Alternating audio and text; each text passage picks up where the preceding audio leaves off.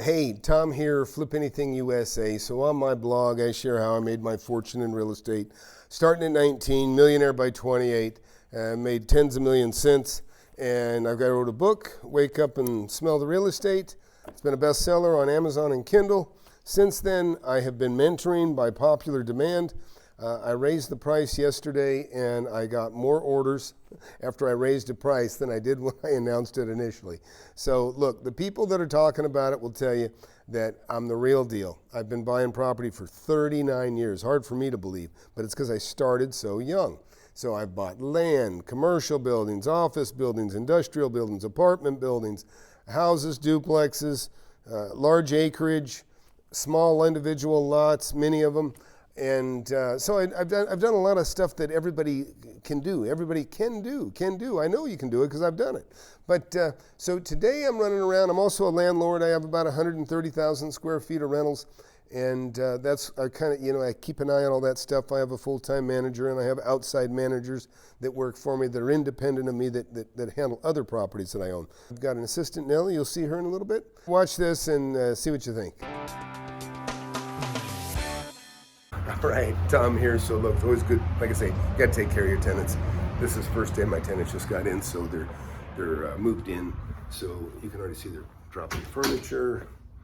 Everything looks good. I got a little punch list. There's still a couple little tiny things. I got to put a closer on that door. Painters have pulled it off. You can see the place cleaned up really nice.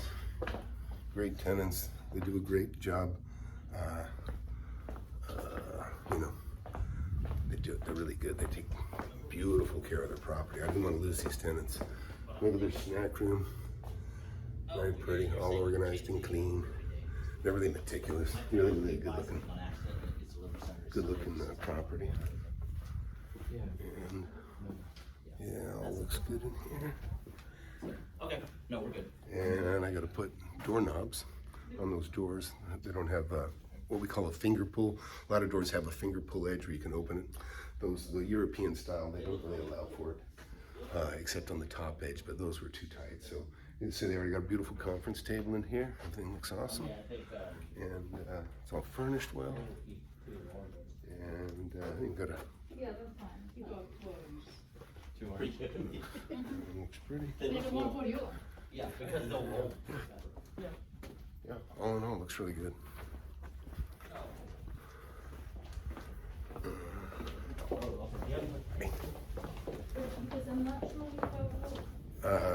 So yeah, anyways, just final walkthrough, make sure they got everything they need, and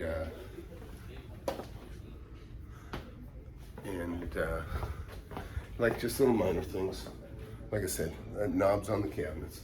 I mean, you see you got them here, but they really don't have a finger pull edge. These are made for knobs, so we got to put some knobs in here. 1, 2. So I got 12 on that cabinet. Up to you. Sorry. And 2, 4, 6. So I need 18. Oops. These are drawers. Gotta put them on the drawers too. So 18, 1, 2.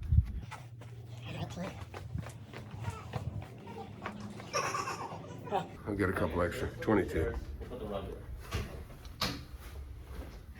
Let's go. Let me see. Yeah, those couches are so pretty. It's just beautiful stuff. Where'd you get these at? Amazon, man. Really? Just Yeah. ordered? Yeah? It was like $500 for the set or something. Wow. Wow, they're beautiful.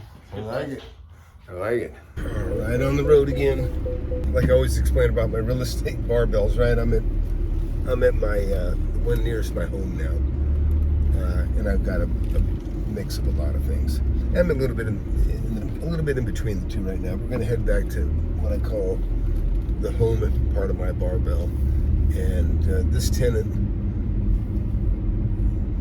that just moved into the larger space.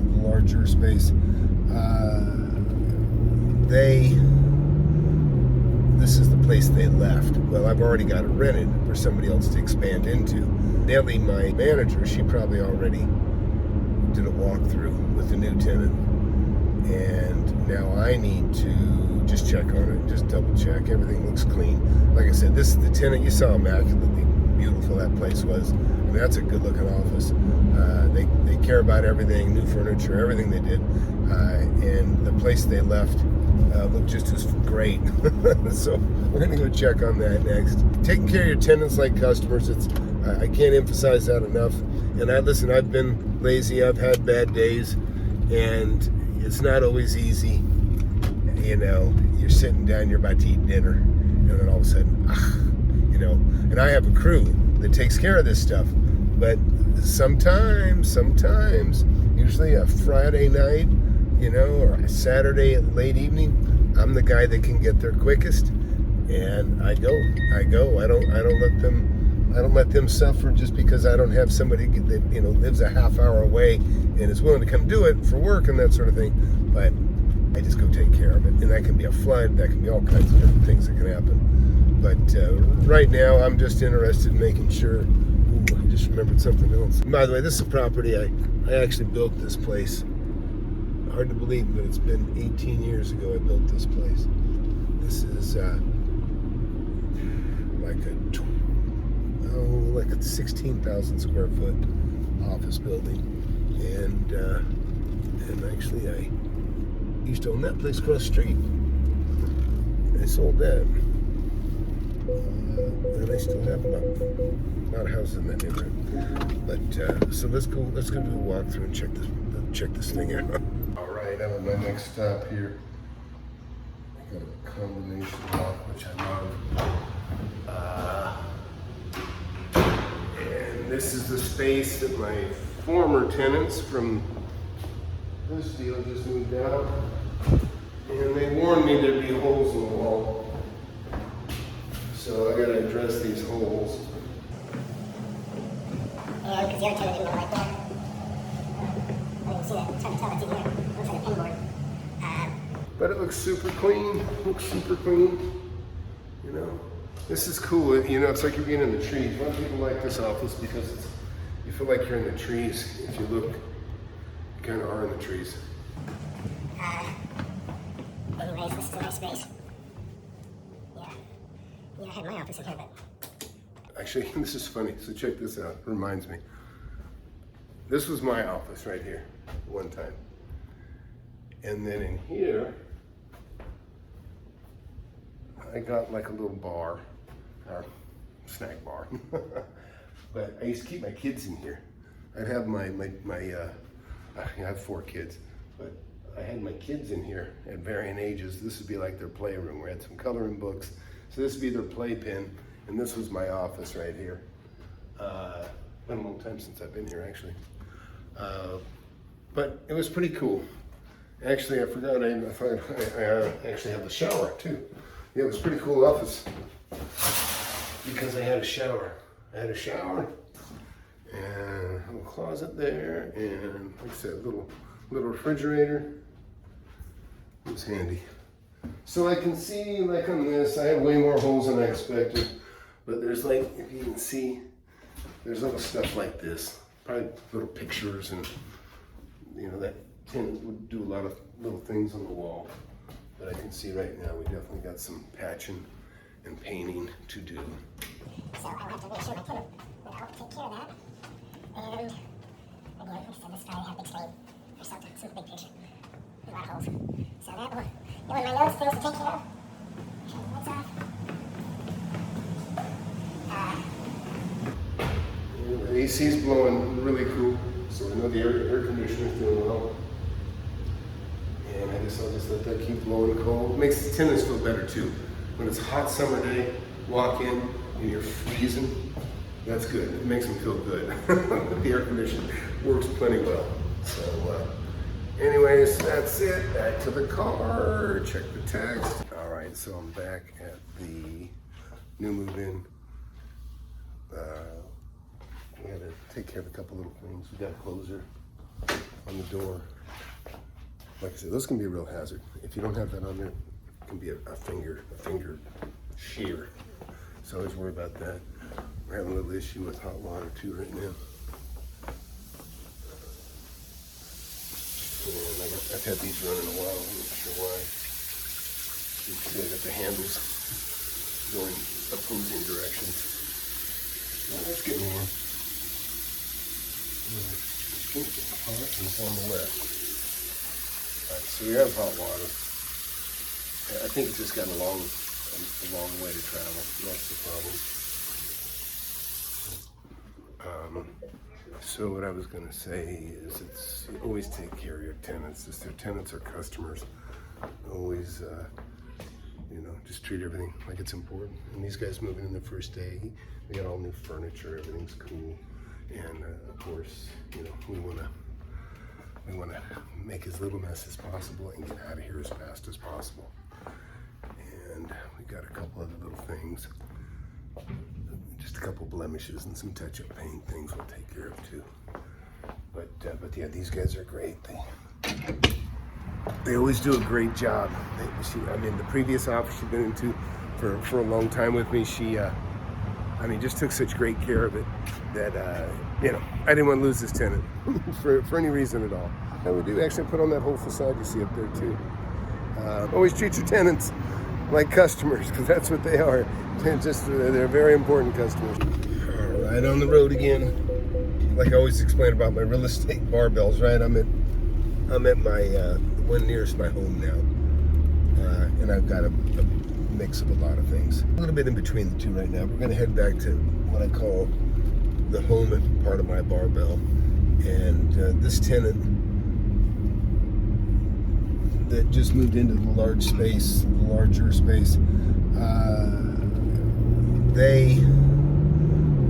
this is the place they left. Well, I've already got it rented for somebody else to expand into. So Nellie, my manager, she probably already did a walkthrough with the new tenant, and now I need to just check on it, just double check. Everything looks clean. Like I said, this is the tenant. You saw immaculately beautiful that place was. That's a good looking office. They care about everything, new furniture, everything they did, and the place they left looked just as great. So we're gonna go check on that next. But I tell you, like I say, they taking care of your tenants like customers. I can't emphasize that enough. And I've been lazy. I've had bad days, and it's not always easy. You're sitting down, you're about to eat dinner, and then all of a sudden, and I have a crew that takes care of this stuff. But sometimes, usually a Friday night, or a Saturday late evening, I'm the guy that can get there quickest, and I go. I don't let them suffer just because I don't have somebody that lives a half hour away and is willing to come do it for work and that sort of thing. But I just go take care of it, and that can be a flood, that can be all kinds of different things that can happen. But right now, I'm just interested in making sure. Ooh, I just remembered something else. I gotta get the signs that go in and out, like I'm entering. And by the way, this is a property I actually built this place. Hard to believe, but it's been 18 years ago I built this place. This is like a 16,000 square foot office building, and actually I used to own that place across the street. I sold that, and I still have about a house in that neighborhood. But so let's go do a walkthrough and check this thing out. No sooner did I check the text, and then I've got Nellie, my property manager. She's sitting over at another property, turning the keys over to a tenant that's moving in, and she does not know how to turn the AC on, which so I gotta go. We're gonna run over there next, and some of these AC thermostats I have them so that they're protected, so that not just anybody can adjust the temperature. Because some people, they think, gee, it's not cool enough. They haven't given the AC a chance to cool the place down, and so they push the thing down to 62 degrees, which it will never achieve, and then they leave it there when they go home, and then the AC works its ass off all night and day for weeks and weeks. So every week, this is really, do the math, it's really terrible. You take a business that is open 5 days a week, 8 hours a day, right? Well, if they set that AC at an unachievable temperature, then it will run 3 weeks every week, okay? Because in an 8-hour day, right? Every day it doubles. So in other words, the 5 days, Monday through Friday, that's like 15 days because the AC's running nonstop for those 5 days. Then take the weekend, right? Well, the weekend, that's 2 more 24-hour days. That's the equivalent of 6 more days. So you've got 6 days plus, plus 15 days. You got 21 days. That's 3 weeks. That's 3 weeks of AC. 3 weeks of cooling in 1 week. You always do the math. I'm a numbers guy, so I can't but help to do the numbers all the time. And you should too. Not just for buying and selling, but all this stuff. All right. And so this is cool. This is a little house I bought, 15 years ago. It's a nice little rental. It's going to be a beauty shop. It was a beauty shop a long time ago. And it is also it was a real estate office for many years. And before that, it was even more years than that. I rented it to a State Farm insurance agency. So it was an insurance agency for a very long time too. So let's go check it out. All right, so let's go check it out. This was, you think you got it going again or what? I think so, because it feels like it. Okay, well this is the split unit. Okay. So this is a split unit. We have 2 ACs in this building, but this is the split unit, and we have like 100 holes to patch. Yes. Okay, these guys can just go there, from there. Over at Amway? Yeah. Okay. Yeah. So this is a house. Well, it's an office technically. There's a little cockroach on the floor. So I will take this little guy, throw him in the toilet.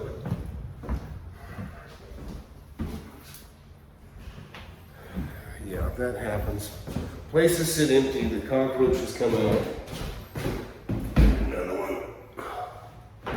And you gotta be careful because these are a real turn on to some tenants. So I usually walk through and pick them all up, flush them before anybody can see them. Here's another little one. Hey, Nellie. Was it a spider too? I've been picking up cockroaches. This toilet, looks like we got an issue with this toilet. Uh-oh. Doesn't flush.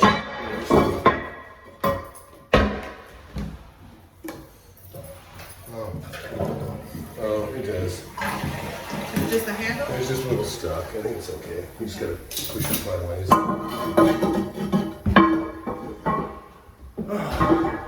Anyways, but these little things you just address. I picked a bunch of cockroaches up off the floor. Oh, that's a big patch, huh? Yeah, that's right. We had rain cause a little water damage, and so we gotta fix this.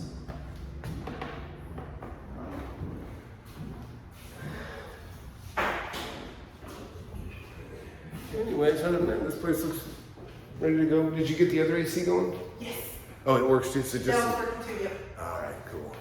This is Nellie, my property manager. She's my right hand. That's right. Yeah, you've been very handy. I got Beto in the construction end, and I got Nellie in the management side. And it's a good combo. Okay. All right, so I will head out. Okay. He's gonna go to Bell next. Okay, all right, sounds good. So you just finished up with Sam? Yes. Sam's taking over the space I just walked out. Correct. And so what does he say? So we have a small list that he's, requested to finalize everything. We have holes that need patched up. We have that already taken care of. Exterior windows. Oh yeah, but upstairs. What I said was like a tree house. So yeah. So we need to get it. We need to find a new service to clean up there. Okay. I saw some. Yeah. So Sounds good. they have some very long handles. They can actually squeeze you those. Okay, one more thing. Over on the back side when we have trash cans, they're asking for a little bit more light. The Light, concern- where? Exterior light, just over. Yeah, we'll take care of that. Okay, sounds good. That finalizes the list. All right, good. Cool. Okay, awesome. Those are small requests. Yes. And that's a tenant that's already been with me almost 10 years. So he's just expanding and getting bigger. But this is a neat old house, this one here. It's got wood floors. Those are actually fake, but these are real wood floors here. And a little fireplace. But yeah. All right, so this one looks good, and I don't know where we're going next. We'll see. See what's on the text. That place we just left, little house, that's like another $2,000 or $2,200 a month. So all these vacancies have been sitting a little longer than normal because of, that's another $2,000, $2,200. I have my mother with dementia been calling, so I have to jump back and forth through her. Anyways, so you do the math on that. What did I say we had? 6,500, 11,500, 13,500. So yeah, it sounds like 144. Sounds like another $157,000 a year coming in just from those three spots. So it's really important to keep your properties full. You know, sometimes I even get lazy. I have a lot of equity, so I can get by with a lot of vacancy. That's why this has been no problem for me. Or this, we'll call it something else. The Rona. Giving you another day in the life, right? Just showing you what goes on. But now that the Band-Aid's worn off and people are getting back to work, and it is not as bad or deadly as they thought, people are getting back to work. And it's great because, you know, a lot of people hurting. Anyways, we'll see what happens next. I got to call Mom now. All right. Now, I actually been bird dog, and I couldn't show you what I just looked at because I don't want anybody to know. But I got an interesting property, really interesting property. I can't even share all the details. It's hard to share any of the details, to be honest. It's funny because I couldn't find anything for a while, and now I actually may have more deals than I want to buy. But what's nice is I can kind of pick and choose between the ones that I've found and just get the ones that are best for me. And sometimes best for me doesn't necessarily mean, I could have two properties that are basically roughly the same as far as being a good deal. But maybe one has seller financing. So that kind of moves it up a little bit. And if they can deal with a smaller down payment, that gives them another point. Because, you know, like I tell you guys all the time, never be afraid of a short-term payoff. Because you're buying under market, even if it's a 3-month payoff. Like you're going to close it right now, but they're going to take 10% down. That works. Because that means for 10% down, now you've got 3 months or 6 months, or, you know, try to get as long as you can. But if somebody wants to get their money, like, you know, they're ready to spend their money right now, you might be able to talk them into taking a low down, like 10% of the whole value, and they'll carry a note for 90% of the price. But you have to pay them off in a year. That's a short note. But that's okay to promise that, because you're going to resell it to somebody else for cash, and all that gets cleared out. Now, if you want to keep it forever, then you need to go get it refinanced. And if you can't get it refinanced, then the next best thing to getting it refinanced and keeping it for yourself is going to be, if you can't get it refinanced, then you just sell it and make a profit. You know, that's the thing. And depending on where you're at financially, you have more options, obviously. The wealthier you are, the more you can play the land game and hold land for a long time, even though things might drop and come back up later. You can play that game. If you got a long-term thing, it's like the 5 acres I'm buying, I'm looking at it as long-term, but even though it's $1 million, I can still probably get it to bring in $70,000 a year, which actually is acceptable to most people. But that's not a high enough return for me, except that the value's in the land. It's not even in the structures that are there. There's some value, obviously, if I get some rent, but you just got to figure those things out for yourself, because people say, oh, what should I concentrate on? Well, concentrate on a profit. I don't care what you buy, just buy it for less and sell it for more. And that's the thing that really matters the most, is buying it right. Just buy it under market. Like I say, there's no bad real estate. There's just bad deals. Don't make a bad deal, and you'll be fine. Doesn't matter where you are, as long as you're turning it and you're buying it for less than what it's worth. You always have to buy it for less than it's worth. Otherwise, you're buying for the wrong reasons. You're going to potentially get stuck. So, anyways, that's it. I'll wrap this thing up and put it on the web. I hope you enjoyed that. That's pretty much how it works.